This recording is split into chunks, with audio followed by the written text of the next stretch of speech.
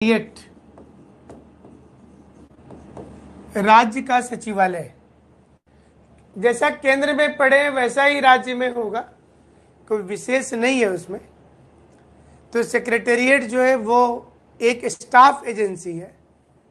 Secretariat भी एक staff agency, जैसा हम लोग केंद्र में पहले पढ़ चुके हैं कि सेंट्रल कैबिनेट कैसे काम करता है और साथ ही साथ केंद्रीय सचिवालय कैसे काम करता है, कैबिनेट सचिवालय और पीएमओ। तो यहाँ पर भी राज्य का सचिवालय और सीएमओ पढ़ेंगे हम लोग। दोनों के बीच में अंतर क्या है बताएंगे, दोनों में क्या समानता बताएंगे, केंद्र से कितना डिफर करता है ये केंद्र के कितना नज़दीक है उसको भी देखेंगे।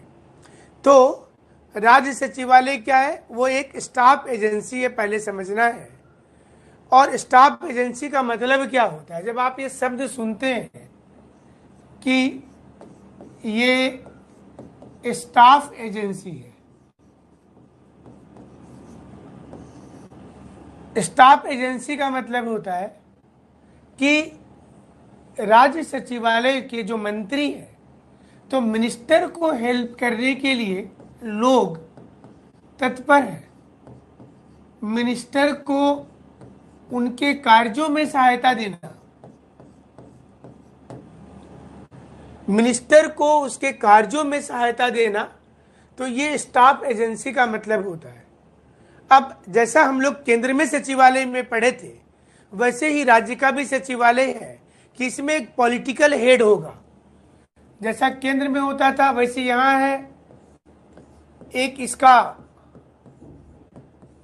पॉलिटिकल हेड होगा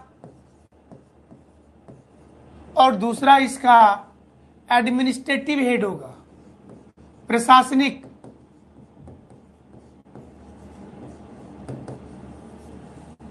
एक राजनीतिक हेड, एक प्रशासनिक हेड, एक एडमिनिस्ट्रेटिव हेड और दूसरा पॉलिटिकल हेड। तो पॉलिटिकल हेड भारत में हर जगह पर कौन होते हैं, वो मंत्री होते हैं। पॉलिटिकल हेड हमेशा वही होंगे। और एडमिनिस्ट्रेटिव हेड कौन होते हैं, वो होते हैं सचिव, जैसा केंद्र में भी था, वो होंगे सेक्रेटरी। लेकिन राज्य में एक अलग से पद है और वह है चीफ सेक्रेटरी का। इसलिए क्वेश्चन आता है कि मुख्य सचिव के क्या काम है। केंद्र में ये वाला पद नहीं था, वहां पर प्रधानमंत्री का प्रिंसिपल सेक्रेटरी होता है। सेंट्रल जो मिनिस्ट्री है, केंद्रीय सचिवालय, सेंट्रल सेक्रेटेरिएट, उसका सचिव होता है। और उसी प्रकार से कैबिनेट सचिवालय का भी कैबिनेट सचिव होता है। लेकिन यहाँ पर एक पद है मुख्य सचिव का। किसी भी राज्य में एक मुख्य सचिव का पद होता है और मुख्य सचिव सबसे इंपॉर्टेंट पद है। अगर मुख्यमंत्री के बाद सोचिएगा कोई पद है तो वह, इतना सुबह सुबह बलराम जी टेक्निकल मास्टर कहाँ से आएगा। अभी तो चूंकि ऑफिस बंद चल रहा है ना, आप लोगों को ये सेवा हम घर से दे रहे हैं, तो वो लोग तो सारे घर पर है, ऑफिस तो बंद है ना, ऑफिस खुलेगा।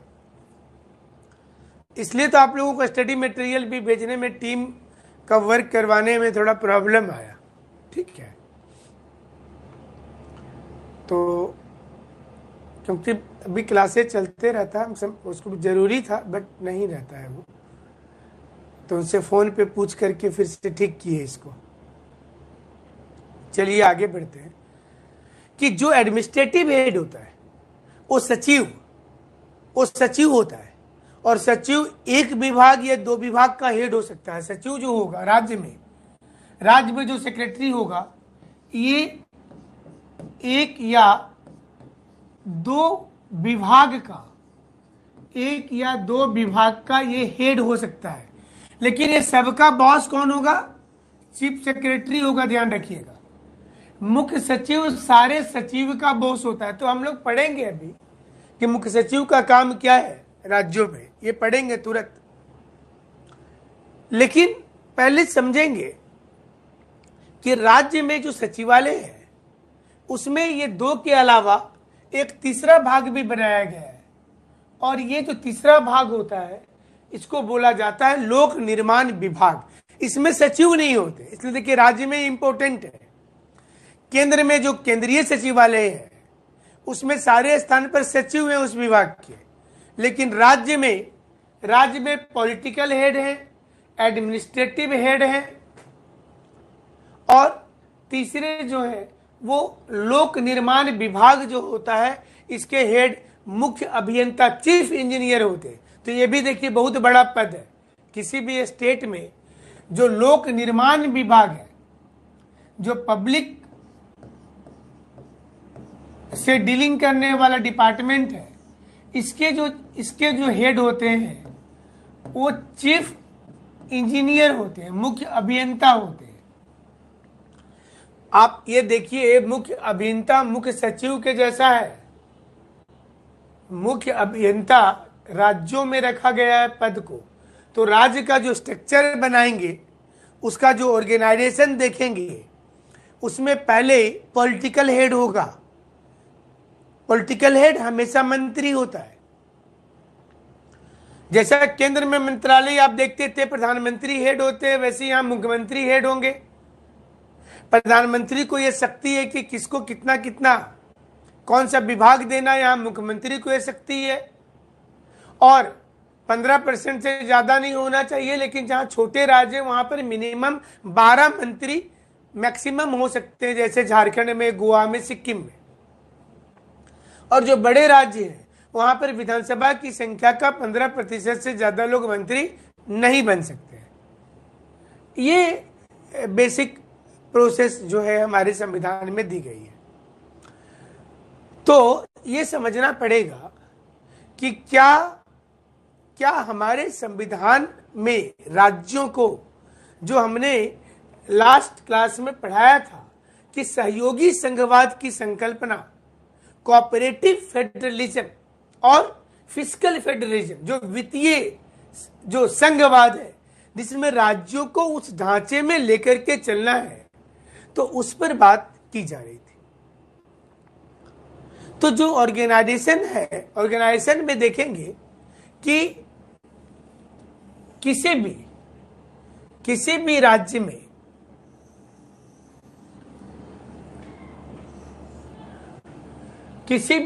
में अलग अलग विभाग होगा, है ना, डिफरेंट।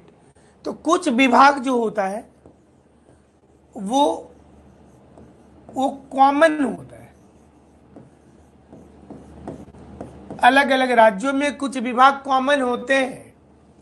आमतौर पर 15 से लेकर के 35-40 विभाग हो सकते हैं। किसी राज्य में 15 से लेकर के 35-40 विभाग हो सकते हैं। 35 भी हो सकते हैं, 40 भी हो सकते हैं। मिनिमम 15, कभी कभी 10-12 भी रख लेते हैं, बट कॉमन कुछ है। इसके अलावा अलग अलग राज्यों में आप अलग पद देखते होंगे। कहीं कहीं पर बहुत पद, उत्तर प्रदेश में कुछ एक्स्ट्रा पद मिल जाएगा, बिहार में एक्स्ट्रा पद मिल जाएगा, लेकिन कुछ कॉमन विभाग है जो सारे राज्यों में होता ही है। तो दूसरा इसके स्ट्रक्चर में आता है इसका कार्मिक विभाग, जो अक्सर आप सुनते हैं राज्य में कार्मिक को चिट्ठी भेजा गया, जिसको पर्सनल डिपार्टमेंट बोलते हैं। कार्मिक के पास लेटर है, ऐसा सुनते हैं ना कि नियुक्ति की प्रक्रिया कार्मिक विभाग के पास भेज दी गई है। तो पर्सनल डिपार्टमेंट ये मुख्यमंत्री के सीधे नियंत्रण में होता है। इसका क्रोनोलॉजी आप जान लीजिए, इसमें कितने लोग रहते हैं। कार्मिक विभाग में सबसे पहले जो पद होता है वो होता है सचिव का। हम पेज चेंज करके बताते हैं, क्योंकि इसमें सबसे पहला पद होता है वह होता है सचिव। और सचिव के नीचे होता है, इसमें कार्मिक विभाग का जो स्ट्रक्चर है, सचिव के नीचे होता है विशेष सचिव, जो अपर सचिव का इक्विवेलेंट, स्पेशल सेक्रेटरी। सचिव के नीचे का पद, और ये पद इक्विवेलेंट टू, किसका इक्विवेलेंट हो गया? तो जो केंद्र में अपर सचिव आप सुने थे दूसरे नंबर पर, वो यहां पर क्या हो गया, विशेष सचिव। या तो सचिव के नीचे विशेष सचिव होगा या सचिव के नीचे अपर सचिव होगा, और तीसरे नंबर पर हमेशा ज्वाइंट सेक्रेटरी होता है, जिसको बोलते हैं संयुक्त सचिव, ज्वाइंट सेक्रेटरी, संयुक्त सचिव। किसी भी राज्य में जो सचिवालय है राज्य का, उसका ये स्ट्रक्चर है कार्मिक विभाग का, पर्सनल विभाग का, सचिव, विशेष सचिव, ज्वाइंट सचिव, और उसके बाद अवर सचिव की नंबर आती है। इसके नीचे कौन आता है, इसके नीचे आता है अवर सचिव, और इसके नीचे सहायक सचिव।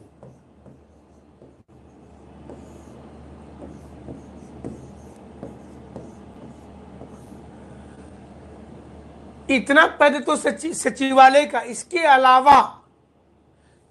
अलावा इसमें पद होता है, इसके नीचे उसको बोलते हैं अधीक्षक। अधीक्षक को आमतौर पर आप सेक्शन ऑफिसर के रूप में जानते हैं, शाखा पदाधिकारी। जब आप ऑफिस जाएंगे सचिवालय, तो वहां पर जो शाखा पदाधिकारी होता है, शाखा पदाधिकारी, तो वो जो नाम है, दिख रहा है या नहीं,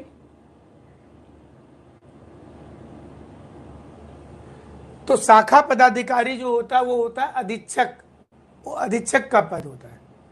और अधीक्षक के नीचे सहायक अधीक्षक होते हैं। इसके नीचे का पद जो होता है वह होता है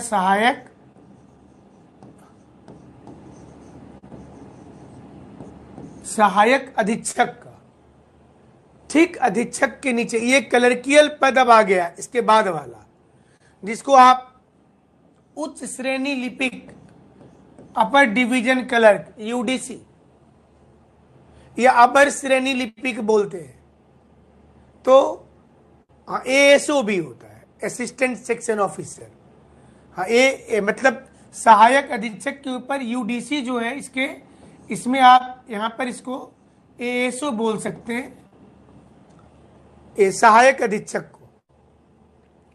और उसके मतलब नीचे का पद है वो है यूडीसी का, जिसको अपर डिवीजन क्लर्क बोला जाता है, या अपर श्रेणी क्लर्क मतलब एलडीसी।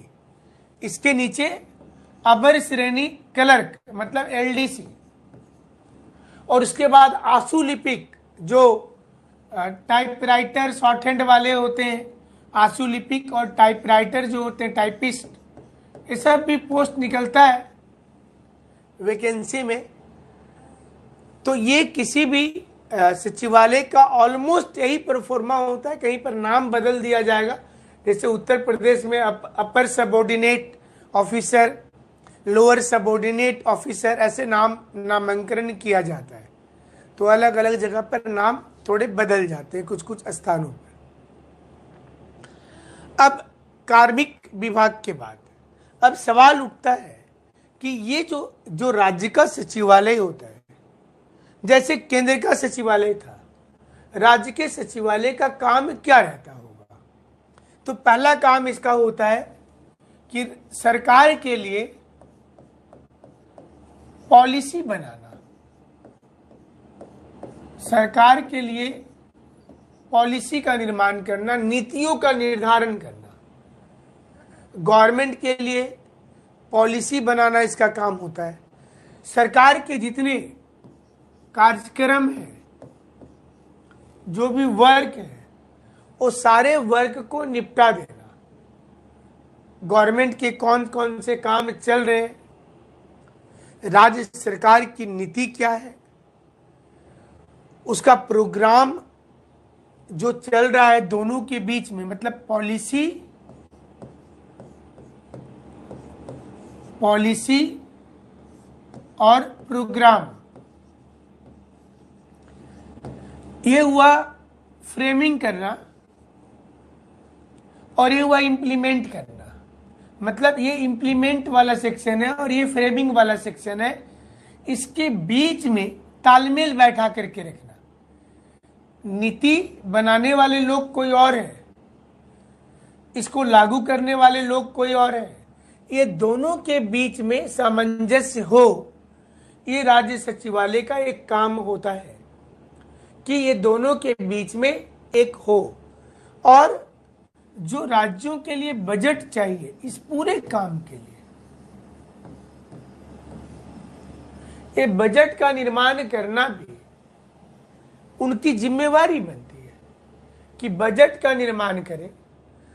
पब्लिक एक्सपेंडिचर जो होता है,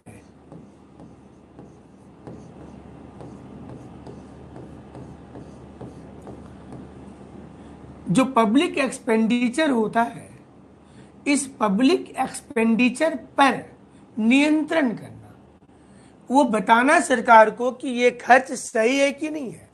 जैसे पूर्व सरकार में मान लीजिए कि यहाँ के मंत्री चाइना गए थे, इजराइल गए थे, ये पता करने कि वहाँ खेती कैसे की जाती है, तो उसमें खर्च हुआ होगा पैसा, मंत्री का आने जाने का किराया लगा होगा, वहाँ रहने का खर्चा लगा होगा।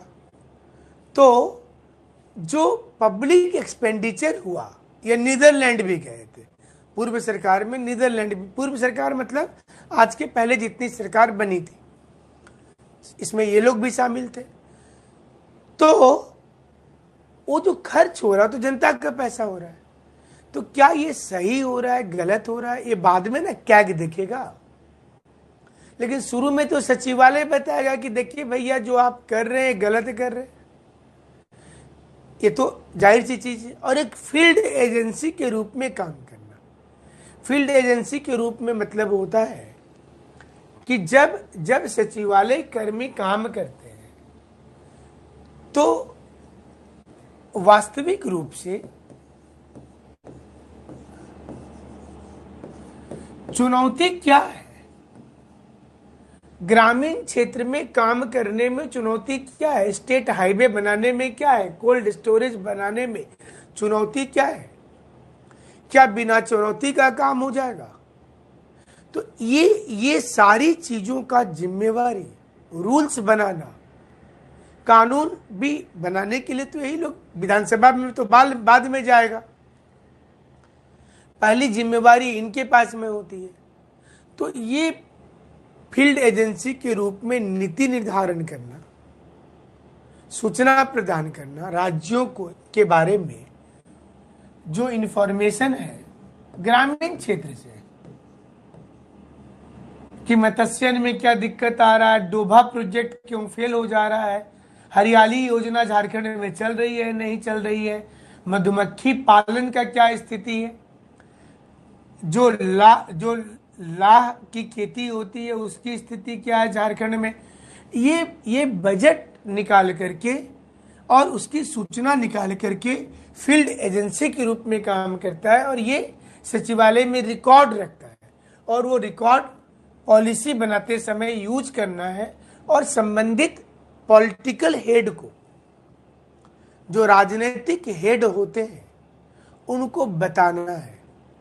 तो जो किसी चीज का रिजल्ट आता है, मतलब जिसको बोला जाता है परिणाम का समीक्षा करना, जो राजनीतिक पार्टी भी बोलती है ना कि चुनाव में हार गए हैं तो परिणाम को बैठ करके रिव्यू करेंगे कि किस ग्राउंड पर हार गए, रिव्यू देखेंगे।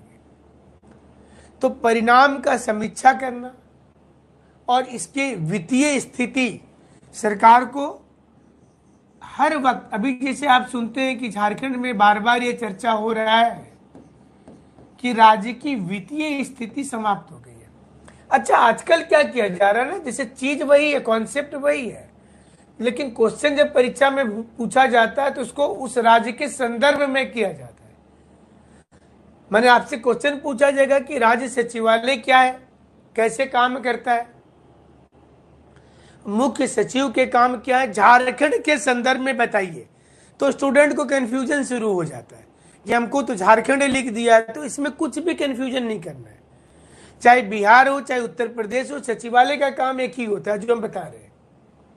अब झारखंड के संदर्भ में पूछा है तो यहाँ की वास्तविक स्थिति से अवगत तो आप होंगे ही, उसको आपको थोड़ा 2 लाइन 4 लाइन मेंशन करना है कि हमारा बजट ये है, उस बजट में कलेक्शन नहीं आ पाया है, राज्यों के लिए वित्तीय चुनौतियां हैं।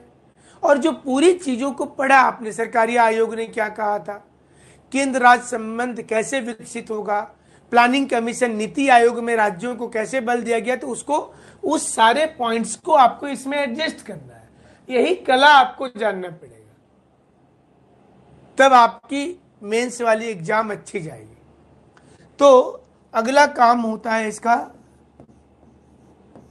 जिसमें सेंटर और स्टेट, सेंटर स्टेट जो पॉलिसी है इसको लागू करना, इंप्लीमेंट करना, कि केंद्र ये चाहती है, दोनों के बीच तालमेल बैठा करके रखना। क्योंकि जैसा हमने बार बार कहा कि पॉलिटिकल सिस्टम भारत में बदलता है, तो हमारे देश में दो बॉडी काम कर रहे हैं, एक पॉलिटिकल एग्जीक्यूटिव काम कर रहे हैं और एक रियल एग्जीक्यूटिव काम कर रहे हैं। सचिवालय वास्तविक कार्यपालिका है। चूंकि पूर्व के मंत्री बदल गए, मुख्यमंत्री बदल गए, कैबिनेट मंत्री बदल गए, तो सचिवालय नहीं बदला, सचिवालय के कर्मचारी नहीं बदले। तो ये जरूर हो सकता है कि आज मत्स्य विभाग के सचिव को हम अपना मुख्य सचिव बना सकते हैं, being a part of chief different secretary. हम अपने लिए अपना निजी सचिवालय का एक टीम बना सकते हैं, एक निजी सचिव का टीम बना सकते हैं। ये एक पार्ट ऑफ द सिस्टम है। जैसे हमने आपको पहले भी बताया कि अमेरिका में किचन कैबिनेट है, जिसमें वहां पर मंत्री, राष्ट्रपति अपने पसंद के लोगों को रखते हैं, साथ में उसी से सजेशन लेते हैं। भारत में केंद्र सरकार के पास में कैबिनेट सेक्रेटेरिएट है, पीएमओ है, और पीएमओ तो खास तौर पर प्रधानमंत्री की बात को ही सुनेगा, इसलिए उसको सुपर कैबिनेट बोल रहे, इसलिए उसको गवर्नमेंट ऑफ द गवर्नमेंट बोल रहे। उसी प्रकार से राज्य में सचिवालय के अलावा सीएमओ ऑफिस होता है, जिसमें मुख्यमंत्री, चाहे मुख्यमंत्री अभी के वर्तमान हो या पुराने हो, वो अपने पसंद के लोग को रख सकते हैं। जैसा पिछली क्लास में बताए थे, ओएसडी का पोस्ट होता है, तो वो जो विशेष पदाधिकारी है, तो ओएसडी का जो पद है वो मुख्यमंत्री किसी क्लर्क के पोजीशन से भी उठा करके वहां पहुंचा सकते हैं। लेकिन बाद में दूसरी सरकार आएगी और वो पसंद में नहीं है, तो उनको फिर से क्लर्क के पोस्ट पर वो डेपुटेशन में लाया गया है। वो एक प्रक्रिया है कि अच्छा काम करने वाले को, बेहतर काम करने वाले को हम आगे लेकर के आ सकते हैं। तो जो हमारी सचिवालय की संगठन और पद्धति है और जो सेवा संबंधी नियम है, वो सारे नियम, मतलब ये रूल्स आप सुने होंगे। जैसे जेपीएससी में विवाद हो रहा था कि क्या होगा नहीं होगा, मुख्यमंत्री साइन करेंगे नहीं करेंगे, तो वो कितने दिनों की अवधि के बाद साइन हो जाता है, कितने दिनों के बाद, ज्वाइन करने के बाद आप नौकरी से नहीं निकाल सकते। सारे रूल्स लिखे हुए। सोशल मीडिया में लिखने से किसी की नौकरी नहीं जाती है, सोशल मीडिया में लिखने से जजमेंट नहीं आता, सोशल मीडिया में लिख देने से कैंसिल नहीं होता है परीक्षा। वो टेक्निकल ग्राउंड होता है, क्योंकि वहां कागज पत्र पर बात है ना। तो ये जैसे एक तो क्वेश्चन यूपीएससी में कई वर्ष आया है कि भारत में वर्तमान परिस्थितियों में मीडिया ट्रायल कितना सही है, तो इसके पक्ष विपक्ष में आपको क्वेश्चन जब पढ़ाए ही होंगे, जब फंडामेंटल राइट पढ़ा रहे थे तो उस पर बात करेंगे। ऐसे पहले तो आपके जितने चैप्टर से वो खत्म हो जाए, और उसके बाद बहुत सी इंपॉर्टेंट चीज ऐसी है जो चैप्टर में नहीं दिया हुआ बट बहुत जरूरी होता है जानना, तो वो भी जान लीजिए। तो ये रूल्स की बात कर रहे थे कि जितने नियम हैं वो सारे नियम को बताना, वो सारे नियम को बताना, ऑर्गेनाइजेशन में हायरार्की की जानकारी सभी को दे देना, जिसको प्रोटोकॉल आमतौर पर बोला जाता है। विधानसभा में जो क्वेश्चन पूछा जाता है प्रश्नकाल में, वो प्रश्नकाल का क्वेश्चन यहाँ आता है। वो भी ऐसा नहीं ना है कि आप आज अचानक पूछिएगा, वो तो सब कुछ लिख करके देना है, हमने बताया ये पहले। तो प्रश्न काल का जो क्वेश्चन आवर का क्वेश्चन है किसे कहते हैं? क्वेश्चन आवर किसे कहते हैं? जीरो आवर किसे कहते हैं? बताइए। प्रश्न काल किसे कहा जाता है और शून्य काल किसे कहा जाता है? कोई बताइए। प्रश्न काल और शून्य काल किसे कहते हैं? और प्रत्येक विभाग का प्रमुख का अपॉइंटमेंट करना भी इसकी जिम्मेवारी होती है।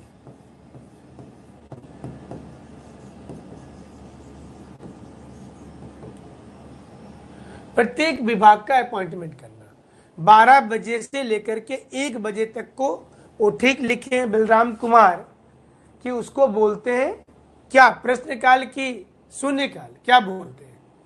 12 से 1 बजे तक प्रश्नकाल और 11 से 12 ये प्रदीप कुमार का सही है। 12 बजे से लेकर 1 बजे के समय को शून्यकाल बोलते हैं, वह जीरो आवर है। हाँ, वो जीरो आवर है। प्रश्नकाल क्या होता है? प्रश्नकाल संसद जब शुरू होता है ना, इसको समझ लीजिए। संसद जब शुरू होता है अमूमन 11 बजे शुरू होता है, तो 11 से 12 बजे को प्रश्नकाल बोलते हैं। और कभी अगर 9 बजे शुरू हो गया तो शुरू के 2 घंटे को प्रश्नकाल की जिम्मेवारी दी जाती है, जिसमें आप तारांकित या अतारांकित प्रश्न पूछेंगे। और 12 से 1 बजे का जो समय होता है वह शून्यकाल है, जिसको टाइम नहीं मिला क्वेश्चन आवर में, जिसको टाइम नहीं मिला क्वेश्चन आवर में, वो क्वेश्चन आप उस समय तात्कालिक सूचना देकर के पूछ सकते हैं। और सेकेंड हाफ हमेशा डिस्कशन के लिए, डिबेट के लिए और रिजर्व होता है, ये हमेशा ध्यान रखिएगा। सेकेंड हाफ हमेशा डिस्कशन के लिए और डिबेट के लिए और रिजर्व होता है, जो दूसरा हाफ है, तो वो ध्यान देना है। ठीक है, चलिए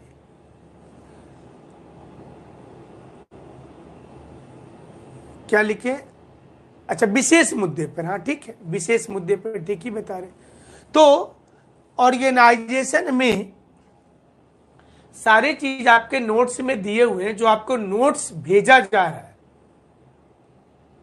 तो वो नोट्स जो है, बहुत से लोग ऐसे हैं जो सिर्फ नोट्स ले रहे हैं, तो उनको नोट्स भेजा जा रहा है। और जो क्लास कर रहे हैं उनको तो दिया ही जा रहा है, नोट्स भेजा जाएगा कुरियर से भी। सारी चीजें उसमें दी हुई है, उसमें आपको आसानी होगा पढ़ने में।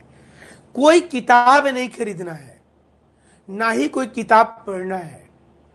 आपको जो नोट्स दिया जा रहा है क्वेश्चन के अनुसार बना हुआ है, सिलेबस का हर चैप्टर कवर किया गया है, तो चैप्टर का विश्लेषण भी है और उसमें क्वेश्चन आंसर भी है, जो क्वेश्चन आंसर के अनुसार है। तो आप उसमें सिर्फ रहेंगे। और चूंकि सारे का फ्लोचार्ट नोट्स में भेजना मुश्किल काम होता है, तो उसको आप चार्ट जब बता रहे, इससे सीख लेंगे कि चार्ट कैसे बनाया जाता है और कौन क्या कर रहा है। उस आप अपनी धुन में तैयारी शुरू करके रखिए और देखिए, जब रिजल्ट आएगा तो आपके रैंक बहुत अच्छे आ जाएंगे। और दुनिया भर का चीज आप 75 साइट भी खोलेंगे, 75 किताब भी पढ़ेंगे, तो चीज वही रहता है, आपकी कंफ्यूजन खाली पड़ती है। तो ऑर्गेनाइजेशन के अनुसार में इसके अलग अलग जो कॉमन विभाग हैं, जो ऑलमोस्ट हर राज्य में रहते हैं। सबसे पहले लिखिए एडमिनिस्ट्रेशन।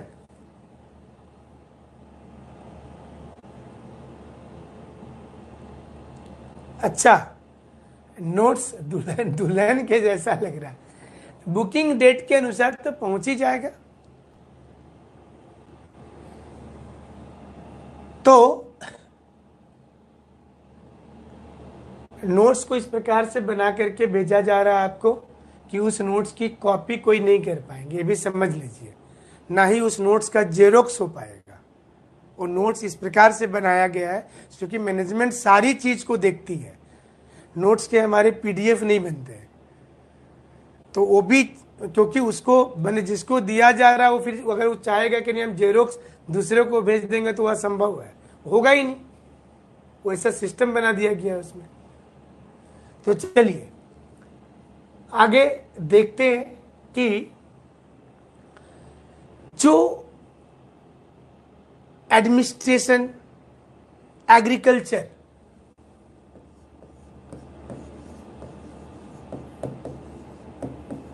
एडमिनिस्ट्रेशन ये हर राज्य में रहता है ना, प्रशासनिक विभाग, क्योंकि ये और एग्रीकल्चर तो देश का रीढ़ है। कोई भी राज्य अगर आगे बढ़ रहा है तो उसी के दम पर बढ़ रहा है, ये भी आप देख लीजिए। तो एग्रीकल्चर और साथ में एडमिनिस्ट्रेशन जो है, ये दोनों इंपॉर्टेंट है। और तीसरा होता है इरिगेशन एंड इलेक्ट्रिसिटी, सिंचाई। चूंकि एग्रीकल्चर है तो एक विभाग यहाँ पर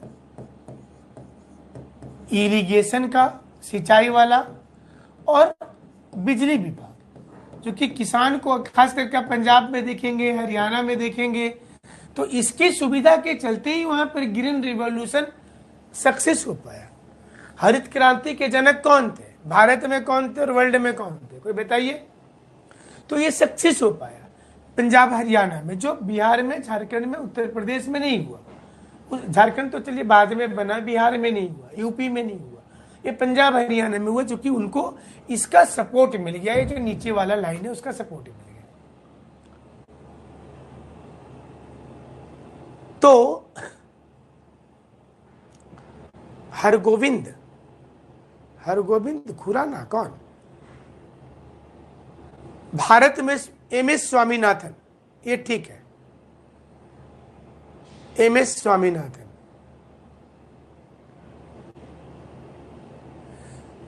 इरिगेशन, इलेक्ट्रिसिटी, लोकल गवर्नमेंट, और लोकल गवर्नमेंट का मतलब किसकी बात कर रहे हैं? इसकी बात कर रहे हैं पंचायत की। और आज है सभी राज्यों में पंचायत है, पंचायती राज व्यवस्था। नॉर्मन बोरेलॉग भी सही उत्तर आया है प्रभात कुमार का, और बाकी एमएस स्वामीनाथन सभी लोगों का ठीक है। नॉर्मन बोरेलॉग ठीक है।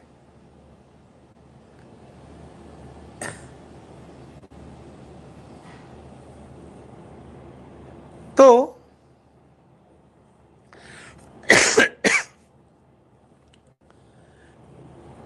लॉ एंड ऑर्डर भी एक बहुत बड़ी समस्या होती है राज्यों में, तो उसको रखा गया है। एक्साइज,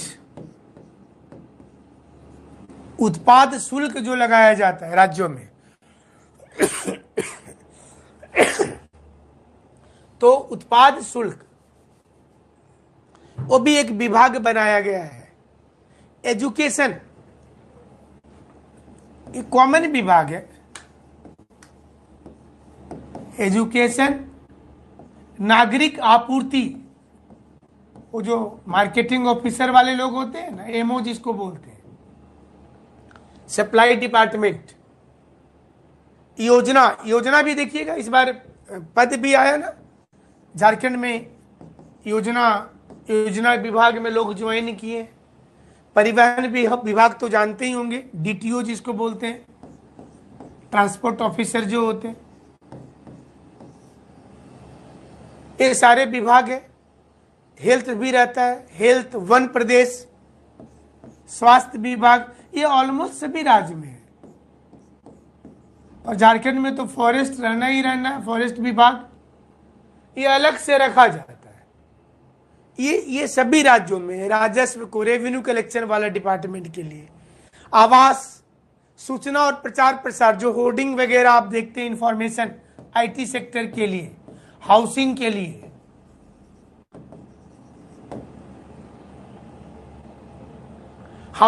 लिए, ये सारी जगह पर है।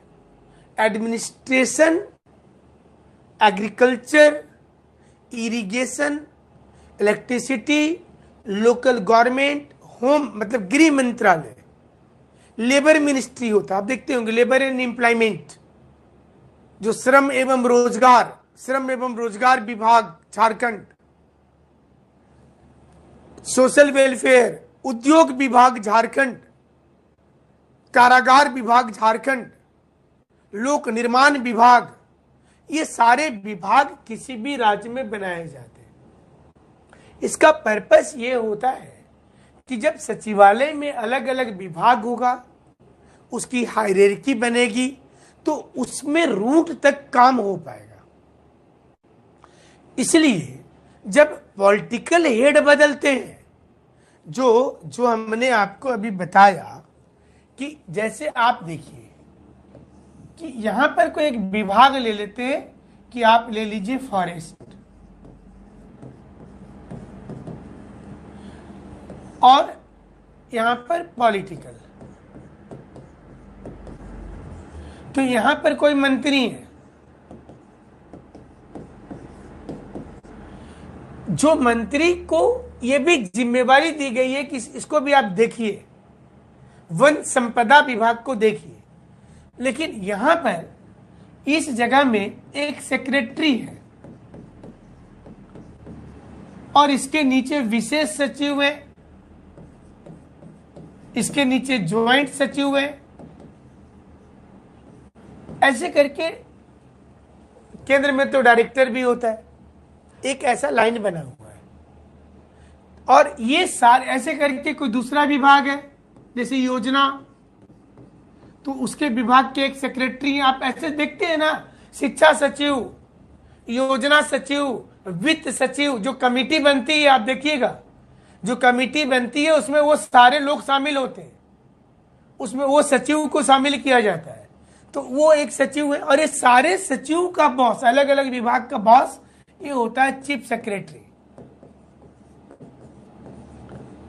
और चीफ सेक्रेटरी डायरेक्ट सीएम को के टच में होता है। तो अभी क्या होगा कि और मुख्यमंत्री को यह शक्ति है कि वो अलग अलग मंत्री का कैबिनेट रैंक बदल सकते हैं। अभी आज जो स्वास्थ्य मंत्री है, कल वो योजना मंत्री बन सकते हैं। आज जो लोक निर्माण विभाग मंत्री है, वो कल को दूसरा मंत्री बन सकते हैं। वित्त मंत्री शिक्षा में जा सकते हैं, कुछ भी हो सकता है। तो जैसे ही सीएम ने मंत्री बदला तो क्या हुआ कि ये जो मिनिस्टर है, ये पद चेंज हो गया। तो जैसे यहां पर पहले ए थे और अभी ए हट करके यहां पर बी आ गए, तो बी को तो नहीं पता कि कहां कहां काम हो रहा था, तो बी अप्रोच किसको करेगा? बी अप्रोच करेगा पहले मुख्य सचिव को, और मुख्य सचिव संबंधित सचिव को बोल देंगे। क्योंकि ये परमानेंट पद है, इस पद में वो तो फाइलिंग हो रहा है। अगर कोई सचिव रिटायर कर रहे हैं, उनका विभाग ट्रांसफर हो रहा है, तो फाइल ना है वहां तो रखा हुआ, वो फाइल तो रहेगा। क्योंकि आदमी वहां से, जैसे जो बच्चा क्वालिफाई कर गया तो उसके नोट्स तो रह गए, उस नोट्स पर फिर आप काम शुरू कर रहे हैं। तो अभी क्या हुआ कि उस नोट्स को आप बेहतर भी कर सकते हैं या कोई चीज उसमें बदल भी सकते हैं। आपको लग रहा है कि नहीं यहां पर और चेंजिंग की जरूरत है, तो वो भी कर सकते हैं। उसी प्रकार से यहां भी अगर आप सचिव बन करके जाते हैं, तो आपको अगर बोला जाता है कि सर आप इसमें चेंजिंग कीजिए, तो आप चेंज करिएगा। आपको ये प्रोजेक्ट बैठाना है तो उसके बारे में सोचिएगा।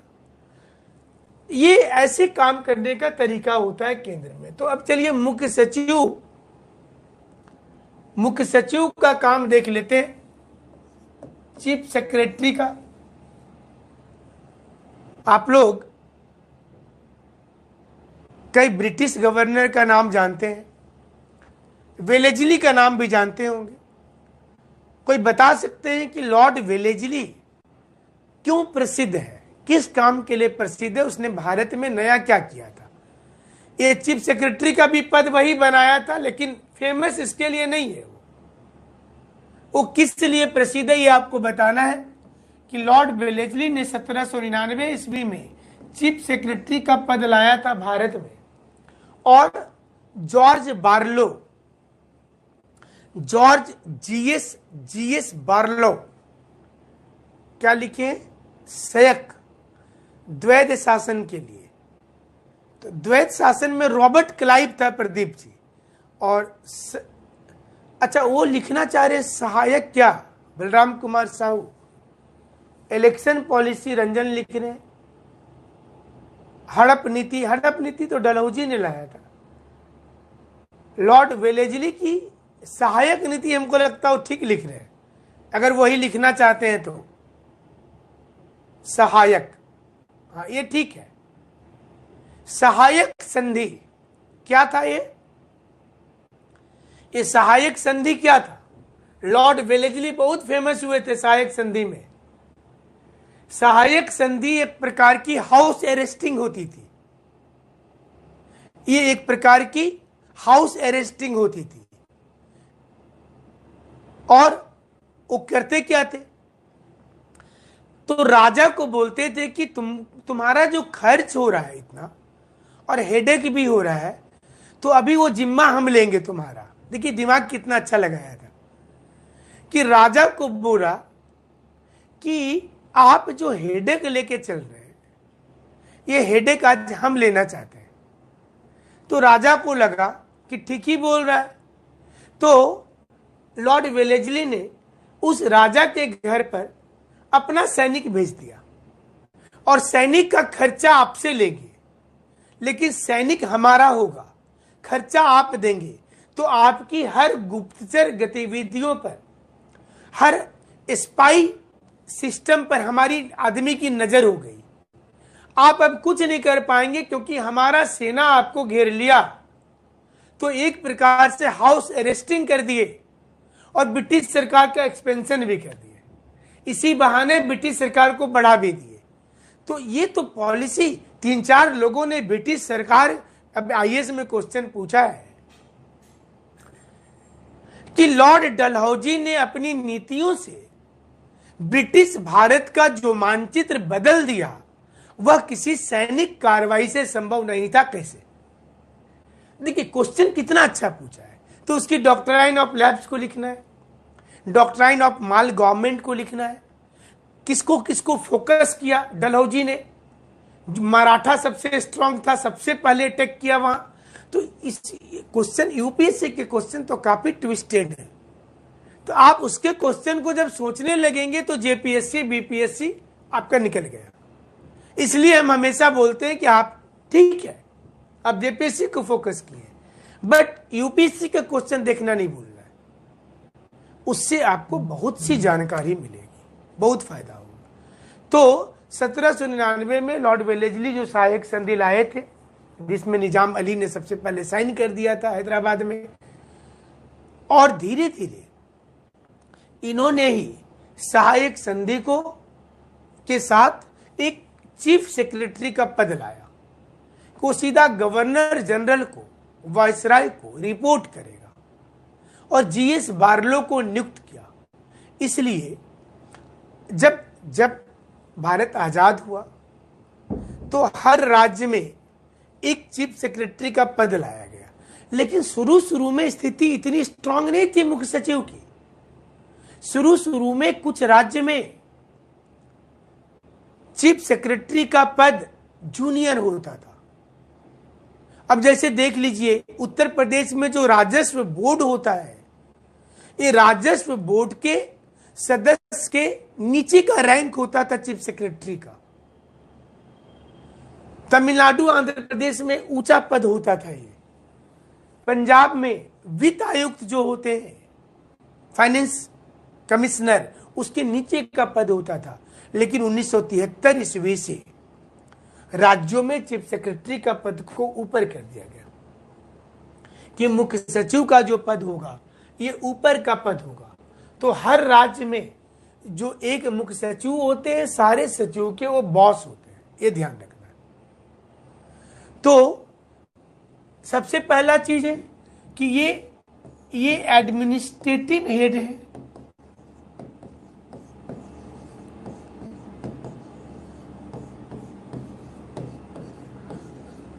मुख्य सचिव के काम क्या है? तो ये प्रशासनिक हेड है।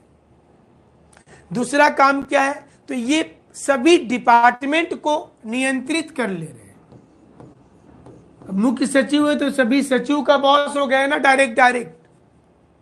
हेड ऑफ ऑल सेक्रेटरी, और वरिष्ठतम लोक सेवक माना जाता है इनको, कि ये सीनियरिटी के आधार पर सबसे वरिष्ठतम लोक सेवक है, इनको सबसे वरिष्ठतम लोक सेवक कहा जाता है।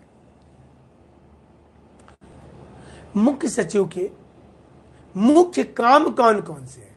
पहला काम ही है इनका कि ये मुख्यमंत्री का सलाहकार है। इसलिए आप देखिएगा कि मुख्यमंत्री का सबसे खास आदमी, मुख्यमंत्री का सबसे खास आदमी मुख्य सचिव है, एडमिनिस्ट्रेटिव हेड है, और वह प्रत्येक मंत्री का प्रस्ताव जब आता है, किसी भी मिनिस्टर का जब प्रपोजल आता है, तो उसको वो पहले विचार कर लेता है, वह उस पर डिस्कशन कर लेता है और तब उसको सीएम को देता है, डायरेक्ट नहीं भेजता है, क्योंकि मुख्यमंत्री प्रधानमंत्री के जैसा व्यस्त है राज्य में। तो मुख्य सचिव इसलिए बोला जाता है कि bureaucracy runs the government, it is not the government who runs the bureaucracy.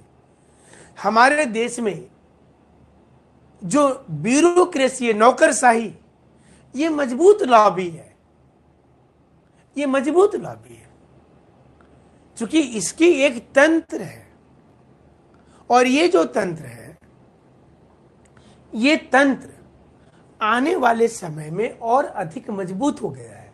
एक साल IAS में क्वेश्चन आया है कि bureaucracy and leadership both combined together, do you think is responsible for the corruption? आज के नए संदर्भ में क्या भ्रष्टाचार के लिए नौकरशाही और जो नेतृत्व करता है, दोनों की गठजोड़, क्या वो कहीं ना कहीं इसके लिए उत्तरदायित्व है? तो उसमें आपको लिखना है। हम जैसा बताए कि UPSC के क्वेश्चन बड़ा ट्विस्टेड बनाए जा रहे हैं। तो प्रत्येक मंत्री के प्रस्ताव पर चर्चा करना, ये इनका मुख्य काम होता है। ये इनका मुख्य काम है कि जो भी मंत्री हैं उनके प्रस्ताव पर पहले हम चर्चा कर लें, और मंत्रिमंडल के सचिव के रूप में सिचुएशन के अनुसार उसके हर बैठक में जाए। जब भी किसी कैबिनेट मिनिस्टर, राज्य वाला किसी कैबिनेट मिनिस्टर का बैठक हो रहा है, तो इसमें सचिव को बुलाया जाएगा। तो अगर ये चाहते हैं चीफ सेक्रेटरी, तो उस बैठक में जाकर के ये पार्टिसिपेट करके देख सकते हैं कि स्थिति क्या है, सिचुएशन उनके अनुकूल है या नहीं है। सिचुएशन के अनुसार ये जा सकते हैं। बैठक में कार्यसूची बनाना, मंत्रिमंडल को सब कुछ बताना, निर्णय का रिकॉर्ड रखना, बैठक का रिकॉर्ड रखना, अपॉइंटमेंट के लिए फाइल आगे बढ़ाना, जितने लोग सेवक हैं उसकी ट्रांसफर करवाना, किसको कहां भेजना है, कौन कितने दिन से कहां है, ये सारी फाइल मुख्य सचिव के स्तर से ऊपर जाती है।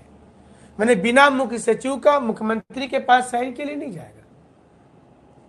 जैसे आप JPSC की बात कर लीजिए कि उसकी फाइल को लेकर के बहुत अड़चन थी, कार्मिक को भेजा गया, साक्षरता को भेजा गया, और वहां के जो सचिव ने उस पर साइन किया, तो उसके बाद वो मुख्य सचिव को भेजा गया, और जो मुख्य सचिव थे वो फिर देखे कि क्या JPSC की नियुक्ति संभव है, क्योंकि इनको लीगल तौर पर भी एडवोकेट जनरल से बात करना है। देखिए, पॉलिटिकल लोग, आपने महाराष्ट्र के केस में देखा होगा कि सुप्रीम कोर्ट के जजमेंट के पहले कोई कुछ भी बोल रहा था, लेकिन वही मंत्री सुप्रीम कोर्ट के जजमेंट के बाद बोलना बंद कर दिया। उसने ये बोला कि हम सम्मान करते हैं और इस पर टिप्पणी एडवोकेट जनरल करेंगे, क्योंकि राज्य में कानून का सबसे बड़ा जानकार एडवोकेट जनरल होता है। एडवोकेट जनरल को यह शक्ति होती है कि वह हाईकोर्ट के जजमेंट पर टिप्पणी कर सकता है, दूसरा लोग नहीं कर सकता है। सही है, गलत है, निराशा हुई है, अच्छा हुआ है, ये एडवोकेट जनरल की शक्ति होती है। और देश में अटॉर्नी जनरल जो सुप्रीम कोर्ट के जजमेंट पर बोल सकता है, हाई कोर्ट के जजमेंट पर भी बोल सकता है, वो दोनों को ही अधिकार है, बाकी लोग नहीं बोलते हैं। Advocate general generally supreme court के जजमेंट पर कुछ भी कमेंट करने से अवॉइड करते हैं, जनरली वो नहीं बोलना चाहते, क्योंकि उनको उतनी भी शक्ति नहीं है कि सर्वोच्च न्यायालय पर बोलेंगे। अटॉर्नी जनरल बोल सकता है। तो प्रमुख समन्वयक भी है चीफ सेक्रेटरी सभी विभाग का, इसको संकटकालीन प्रशासक बोलते हैं। जब सरकार की प्रॉब्लम आती है तो मुख्य सचिव सजेशन देते हैं कि अभी ये कदम उठाना ठीक होगा, नौकरी की वैकेंसी निकाल दीजिए, घोषणा कर दीजिए। स्थानीयता नीति वाला हो ही गया है घोषणा।